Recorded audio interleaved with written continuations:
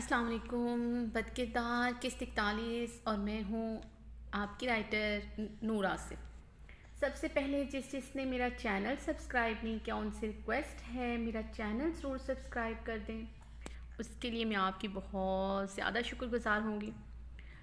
شروع کرتی ہوں آج کی ایپی اس دعا کے ساتھ کہ اللہ پاک ہم سب کے والدین کو لمبی حیات دے، اور جن کے والدین اس دنیا میں نہیں ہیں اللہ پاک ان کو جنت الفردوس میں اعلیٰ مقام عطا کرے، آمین۔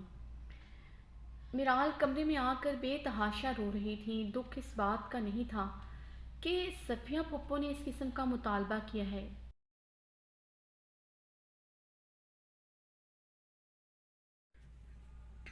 مگر دکھ اس بات کا تھا کہ شامیر نے کیسے خاموشی سے سر جھکائے اتنی بڑی بات سن لی۔ اسے وہ وقت یاد آیا تھا جب اس نے طلحہ بھائی سے شامیر سے خلا لینے کا ذکر کیا تھا، تو شامیر دورانی کیسے پاگل ہو گیا تھا۔ اس کی آنکھیں کس طرح اس دن خون چھلکا رہی تھیں، ان آنکھوں سے وحشت ٹپک رہی تھی۔ کیا جنون تھا ان آنکھوں میں اس دن، ان ہونٹوں پر کیسے آپ نے اپنا جنون اتارا تھا۔ میرال نے اپنے ہونٹوں پر اپنا ہاتھ لگایا، مگر آج آپ کو کوئی فرق ہی نہیں پڑا۔ میرال چیخیں مار مار کر رونے لگی۔ کل شامیر جنونی ہو رہا تھا، آج وہ جنونی ہو رہی تھی۔ کیوں کیوں شامیر، مرد کی محبت کی میعاد اتنی کم کیوں ہوتی ہے؟ جب تک وہ عورت کو پا نہیں لیتا، اسے تسخیر نہیں کر لیتا، اسے اپنی زندگی میں سب سے اوپر درجہ دیتا ہے۔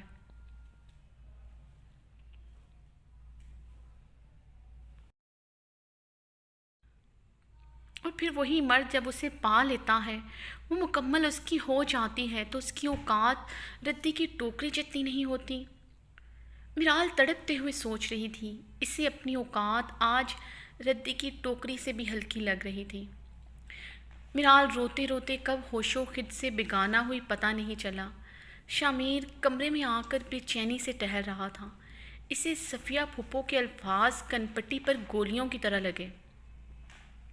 برسوں پہلے بھی یہ لفظ سن کر وہ ایسی ہی اذیت سے گزرا تھا، کچھ اپنا کھونے کا احساس، کچھ بہت خاص۔ تب یہ الفاظ کہنے والی اس کی جان سے بھی پیاری بیوی تھی، اور یہ لفظ سن کر اسے اپنی روح جیسے فضا میں تحلیل ہوتی محسوس ہوئی تھی۔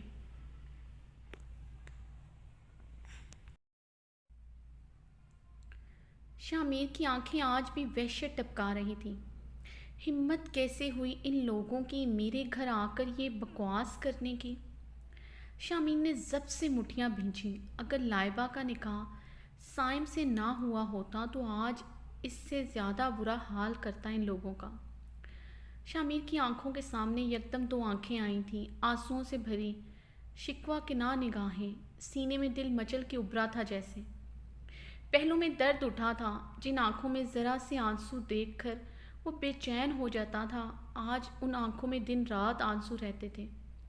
اور یہ سب شامیر دورانی کیسے برداشت کرتا تھا، وہ اس کا دل ہی جانتا تھا۔ شامیر نے ہاتھ کا مکہ بنا کر زور سے گلاس ونڈو پہ مارا۔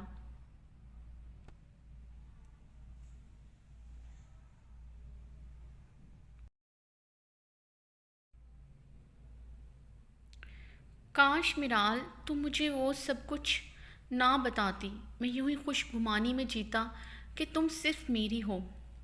تمہارے سچ نے بہت اذیت پہنچائی ہے۔ شامیر بیڈ پر ٹیک لگائے آنکھیں موج چکا تھا۔ وہ اچھی طرح جانتا تھا آج اسے وہ دو بے قرار شکوہ کناں آنکھیں سونے نہیں دیں گی۔ لائبہ نے کمرے میں آ کر اپنا زیور نوچ نوچ کر اتارا تھا، یہاں تک کہ اپنا دوپٹہ بھی بغیر پنس اتارے نوچ کر اتارا تھا، لیکن اسے درد نہیں ہوا تھا، کیونکہ جو درد سائم کے جھوٹ نے دیا تھا، یہ درد تو اس درد کے آگے کچھ نہیں۔ لائبہ نے خود کو آئینے میں دیکھا، شاید میرے نصیب میں سچا پیار ہی نہیں ہے۔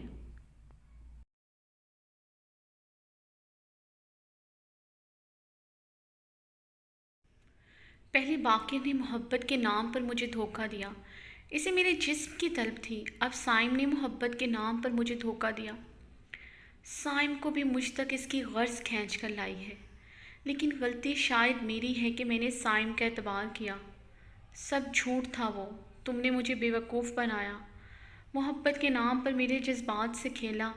لائبہ چیخی تھی، محبت بکواس ہے، یہ پیار ویار کچھ نہیں ہوتا۔ سچے جذبے، غرض سے آری محبتیں کہاں ہوتی ہیں آج کل؟ اتنا دکھ تو تکلیف تو اسے باقی نے نہیں پہنچائی تھی جتنی آج سائم نے اسے دی تھی، کیونکہ آج کا وار سیدھا دل پر ہوا تھا۔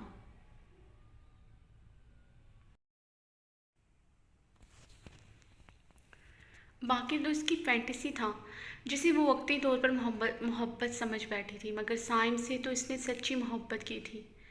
اس بات کا ادراک اسے ابھی ہی ہوا تھا جب اسے کھونے کے ڈر سے دل پسلیوں سے سر ٹکرا رہا تھا، سوکھے پتے کی طرح لرز رہا تھا۔ یہ تو طے ہے سائم، میں تمہارے بغیر جی نہیں سکوں گی، مر جاؤں گی تمہارے بغیر، مگر تم جو چاہتے وہ نہیں ہونے دوں گی۔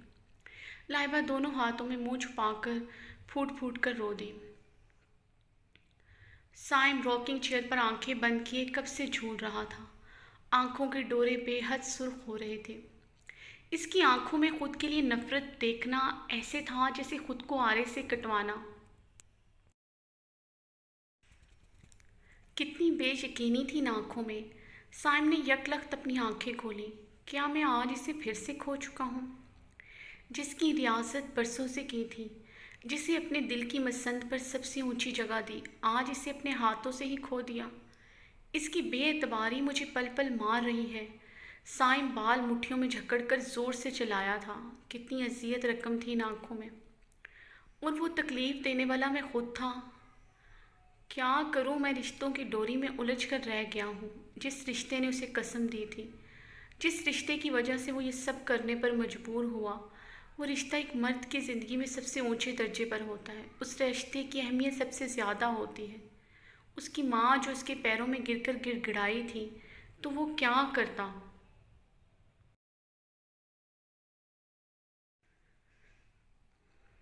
کل رات ہی تو شمائل نے سوسائڈ اٹیمپٹ کیا تھا۔ نیند کی گولیاں بھاری مقدار میں کھانے کی وجہ سے اسے ہاسپٹل لے جانا پڑا تھا، جہاں بر وقت اس کا معدہ واش کر کے اسے بچا لیا گیا تھا، مگر ہوش میں آنے کے بعد اس نے شامیر سے شادی کی ضد کی تھی، اور اس کی بات نہ ماننے پر اس نے دوبارہ سوسائڈ کی دھمکی دی تھی۔ صفیہ خاتون کا شمائل کی یہ حالت دیکھ کر بی پی شوٹ کر گیا تھا۔ ماں اور بہن کی وجہ سے مجبور ہو کر اس نے ان لوگوں کا ساتھ دینے کا وعدہ کیا تھا۔ وہ اچھی طرح جانتا تھا سب کا رد عمل کیا ہو سکتا ہے، مگر لائبہ کا اتنا ہارش بیہیویئر ہوگا یہ اس نے نہیں سوچا تھا۔ اس نے کیسے اس سے طلاق مانگی تھی؟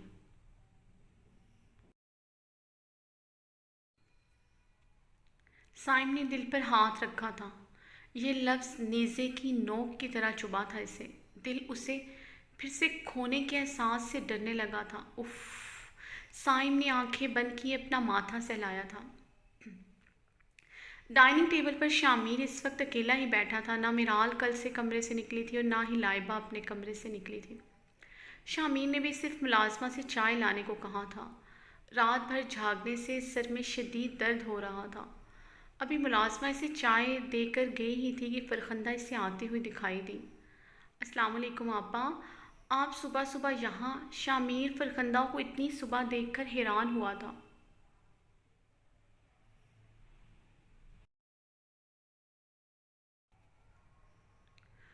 ہاں، مجھے تم سے ضروری بات کرنی تھی، اس لیے جلدی آنا پڑا۔ بعد میں تم نے آفس چلے جانا تھا، فرخندہ سنجیدہ لہجے میں بولی۔ جی بولیں، میں سن رہا ہوں۔ شامیر کرسی پر سیدھا ہوا تھا۔ شامیر، میری بات تحمل سے سننا، پھر فیصلہ کرنا۔ تمہارے ایک فیصلے سے صرف تمہاری زندگی ہی نہیں، لائبہ کی زندگی بھی جڑی ہے۔ اگر آپا آپ کل والی بات دوبارہ دہرانے آئی ہیں تو نہ ہی کریں تو بہتر ہوگا، کیونکہ اس بات پر میں آپ کا بھی لحاظ نہیں کروں گا۔ شامیر نے فرخندہ کی بات کاٹتے ہوئے تیز لہجے میں کہا۔ شامیر، میں کل والی بات نہیں کر رہی، بلکہ میں خود نہیں چاہتی کہ تم میرال کو طلاق دو، فرخندہ نے بات بنائی۔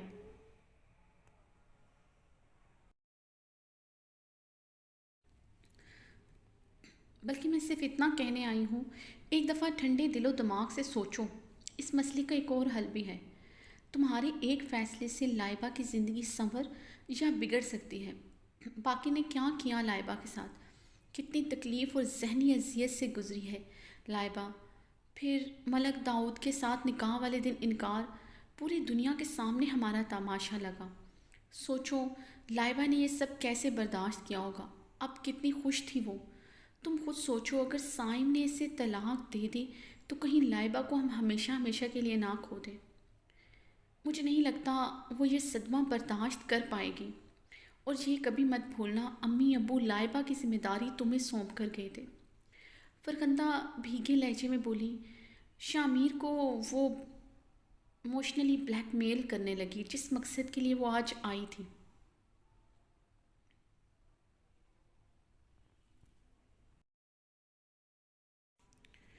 تو آپ مجھ سے کیا کہنا چاہتی ہیں؟ سائم اور پھپھوں کے پیر پکڑ لوں جا کر، شامیر غصے سے بولا تھا۔ کل کا ہنگامہ یاد کر کے شامیر کے تن بدن میں پھر سے آگ لگی تھی۔ نہیں شامیر، میرا یہ مطلب نہیں تھا۔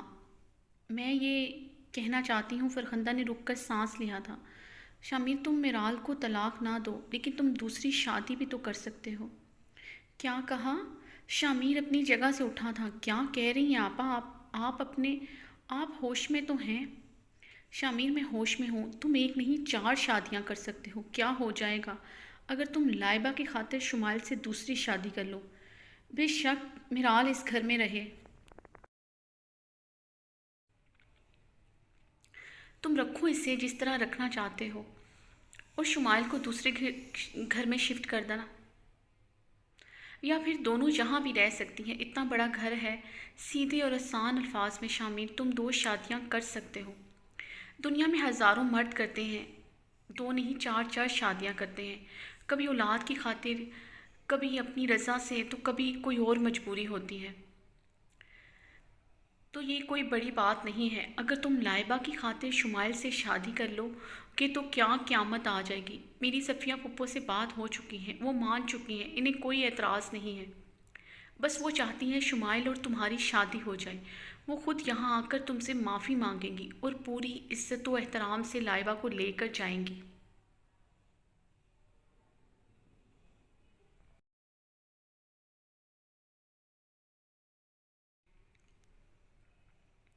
شامیر پلیز جو بھی فیصلہ کرنا سوچ سمجھ کر کرنا۔ لائبہ بہت معصوم ہے، تمہاری چھوٹی بہن بھی بہن ہی نہیں بلکہ سوچو تو بیٹی جیسی ہے۔ چھوٹی سی تھی جب امی ابو سے ہمارے پاس چھوڑ کر چلے گئے۔ تم نے کتنا پیار دیا ہے، کبھی اسے ڈانٹا تک نہیں، پھولوں کی چھڑی سے نہیں چھوا۔ اور اب اس کے ساتھ یہ ظلم مت کرو، امی ابو تمہیں کبھی معاف نہیں کریں گے۔ لائبہ کو تکلیف میں دیکھ کر ان کی روح کو کتنی تکلیف پہنچے گی۔ فرخندہ کی باتوں پر شامیر نے اپنا ماتھا سہلایا تھا۔ فرخندہ نے مسکراتے ہوئے شامیر کو دیکھا تھا، تیر بالکل نشانے پر لگا تھا۔ آپا مجھے کچھ سمجھ نہیں آ رہا، آپ کیا کہہ رہی ہیں؟ میں میرال کے ساتھ اتنا بڑا ظلم کیسے کر سکتا ہوں؟ اگر آپ کے نزدیک لائبہ معصوم ہے، لائبہ چھوٹی ہے، تو میرال تو لائبہ سے بھی چھوٹی ہے، وہ یہ صدمہ کیسے برداشت کرے گی؟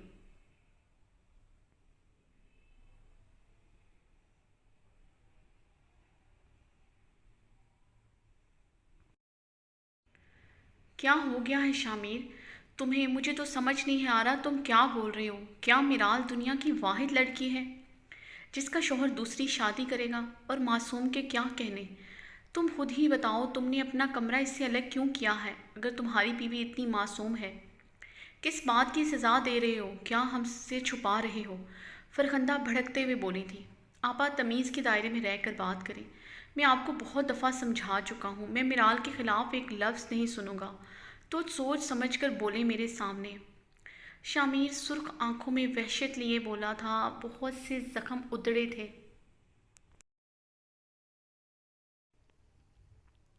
شامیر میرا وہ مطلب نہیں تھا، میرا مطلب تھا کہ تم میرال کے ساتھ خوش بھی تو نہیں ہو۔ اگر تم شمائل سے شادی کرو گے تو کیا فرق پڑ جائے گا؟ دونوں کو برابر کے حقوق دیتے رہنا، یہ تو تم پر منحصر ہے۔ فرخندہ لسانیت سے شامیر کو سمجھاتے ہوئے بولی۔ ٹھیک ہے، جیسا آپ کو مناسب لگے ویسا ہی کریں۔ شامیر اپنا کوٹ چیئر سے اٹھاتا اور موبائل پکڑے فرخندہ کو بنا دیکھے وہاں سے نکل گیا۔ فرخندہ گہرا سانس چھوڑتی طمانینت سے مسکرا دی۔ آپا یہ کیا کہہ رہی ہیں آپ؟ مجھے سائم کے ساتھ نہیں رہنا، مجھے اس سے طلاق چاہیے، اور مجھے تو سمجھ نہیں آ رہا بھائی شمائل سے شادی کرنے کے لیے کیسے مان سکتے ہیں۔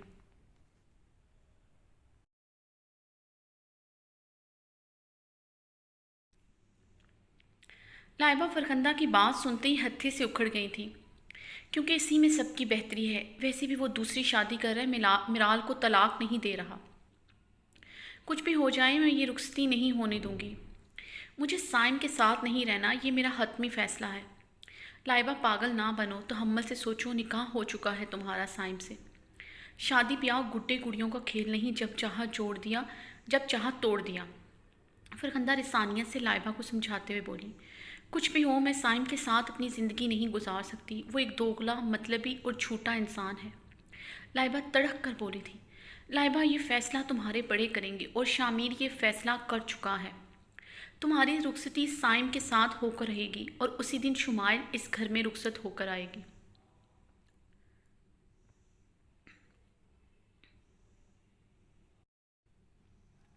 فرخندہ غصے سے بولی تھی، بلکہ قدرے اونچی آواز میں بولی تھی، مقصد مرال کے کانوں تک بات پہنچانا تھا، وہ جو بخوبی مرال کے کانوں تک پہنچ چکی تھی، جو لاؤنج میں کھڑی تھی۔ مرال نے بے یقینی سے فرخندہ کو دیکھا تھا۔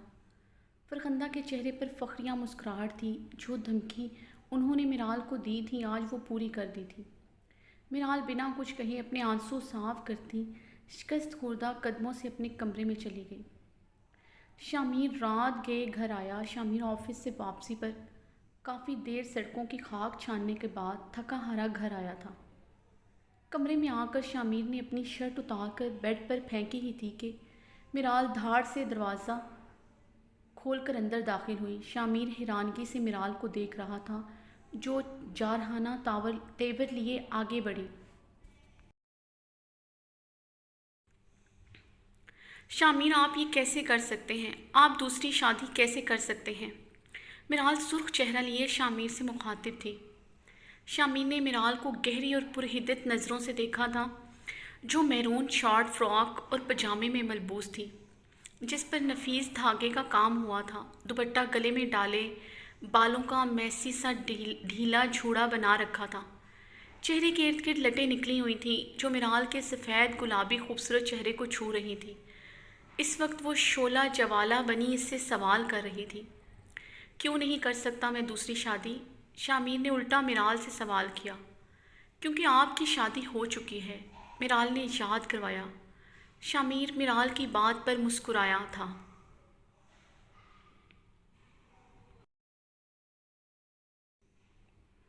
میرا خیال ہے دوسری شادی پہلی کی شادی کے بعد ہی کی جاتی ہے۔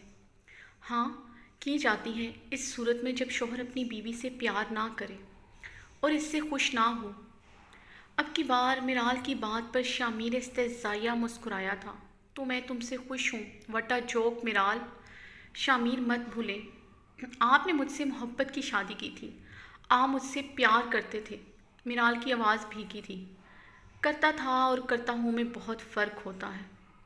اب یہ فضول باتیں بند کرو اور جاؤ یہاں سے، مجھے سونا ہے۔ شامیر نے تحمل اور آرام سے جانے کو کہا، کیونکہ وہ رات کے اس پہر اپنا خوبصورت دلکش سراپا لیے اس کا ضبط آزما رہی تھی۔ شامیر کو خود پر بہت کنٹرول تھا، مگر مرال اس کی کمزوری تھی۔ شامیر، اگر آپ نے دوسری شادی کی تو میں آپ کا گھر چھوڑ کر چلی جاؤں گی، مرال نے دھمکایا۔ شامیر کو ایک دم سے غصہ آیا تھا مرال کی بات پر۔ اور ریلی مرال، تم گھر چھوڑ کر جاؤ گی؟ شامیر نے کہکا لگایا۔ پہلے بھی یہ گھر چھوڑ کر جا چکی ہوں، بلکہ میں نے تمہیں خود نکالا تھا، اور دیکھو خود آئی ہو تم۔ شامیر کی آنکھوں میں تمسخر تھا۔ یاد رکھیے گا شامیر، آپ کو میرے ساتھ کیے ہر ظلم کا حساب دینا پڑے گا، وہ بھی بما سود کے ساتھ۔ مرال نے اپنی شہادت کی انگلی اٹھا کر شامیر کو وارن کیا تھا۔ شامیر مرال کی بات پر پھر سے ہنسا تھا۔ او کمن مرال، کیا بچوں جیسی باتیں کر رہی ہو؟ تم واقعی میں بہت کم عمر اور معصوم ہو۔ غلطی ہوئی جو تم سے شادی کر لی۔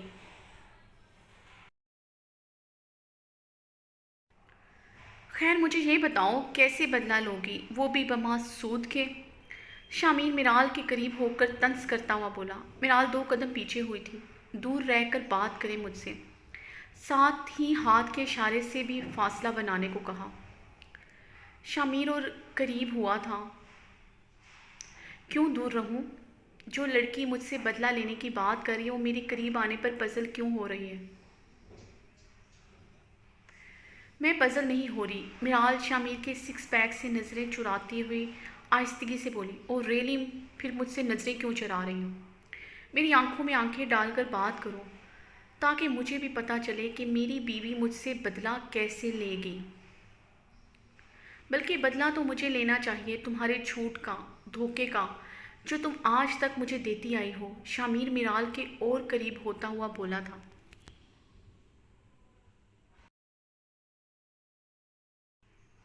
میں نے آپ کو کوئی دھوکہ نہیں دیا، میرال چیختے ہوئے بولی۔ آواز نیچی رکھو میرال۔ شامیر میرال سے بھی زیادہ چیخا۔ اونچی آواز میں بات مت کرنا مجھ سے۔ اچھا کوئی دھوکہ نہیں دیا، چلو تم کہتی ہو تو مان لیتا ہوں، تمہارے اس جھوٹ کو بھی سچ مان لیتا ہوں۔ شامیر نے میرال کو کمر سے پکڑ کر خود کے قریب کیا تھا۔ ویسے تم رات کے اس پہر میرے کمرے میں اس لیے تو نہیں آئی کہ اپنی ادائیں دکھا کر مجھے اس شادی سے روک سکو، جیسے اس دن دکھائی تھیں ادائیں، اور جب ساڑی پہن کر آئی تھی میرے سامنے۔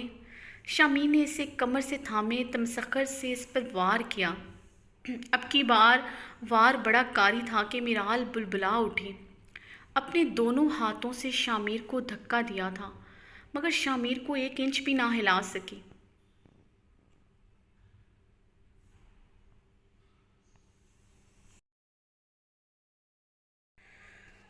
پچھتائیں گے آپ، اپنی ایک ایک بات پر پچھتائیں گے شامیر۔ میرال کی ضبط کے باوجود آواز نم ہو چکی تھی۔ شامیر نے میرال کی گردن میں پیچھے سے ہاتھ ڈال کر میرال کے بالوں کو جھٹکے سے کھینچا تھا۔ اس کی ہونٹوں پر جھکا اور شدت سے اس کی ہونٹوں کو بے دردی سے نشانہ بنایا۔ میرال چھٹپٹائی مگر شامیر کو خود سے دور نہ کر سکی۔ شامیر نے گہرا کٹ اس کے ہونٹوں پر لگا کر چھوڑا تو میرال لڑکھڑاتے ہوئے زمین پر جا گری تھی۔ میرال زمین پر گھٹنوں کے بل گری، لمبے لمبے سانس لے کر اپنا تنفس درست کرنے لگی۔ ہونٹوں پر شدید جلن کا احساس ہوا تھا۔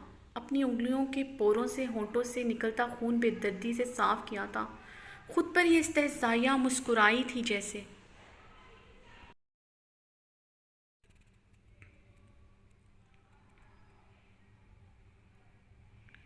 ویسے میں ابھی بھی سوچ رہا ہوں، تم مجھ سے بدلہ لوگی تو کیا کرو گے؟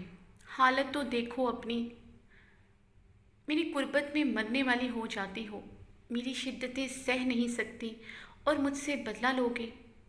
اس سے پہلے میرا دماغ اور خراب ہو جائے، اس کمرے سے چلی جاؤ۔ میرال یکدم زمین سے اٹھی اور شامیر کی طرف دیکھے بنا دروازے کی طرف بڑھی تھی۔ دروازے پر رک کر اپنا رخ شامیر کی طرف پلٹا تھا۔ ایک وقت آئے گا شامیر، جب آپ میرے مجرم بن کر میرے سامنے کھڑے ہوں گے، یہ جو غرور تنتنا ہے نا آپ کے چہرے پر، تب نہیں ہوگا، اور پھر یہ مجھ پر منحصر ہوگا کہ میں آپ کو معاف کرتی ہوں یا نہیں۔ میرال دھاڑ سے دروازہ بند کرتے ہوئے چلی گئی۔ میرال نے دروازہ اتنی زور سے بند کیا تھا کہ شامیر بھی ایک پل کو ہڑبڑا گیا۔ شامیر نے ہڑبڑا کر دروازے کو دیکھا تھا۔ یہ آج بھیگی بلی سے شیرنی کیسے بن گئی؟ شامیر کے ہونٹوں پر مسکراہٹ رینگی تھی۔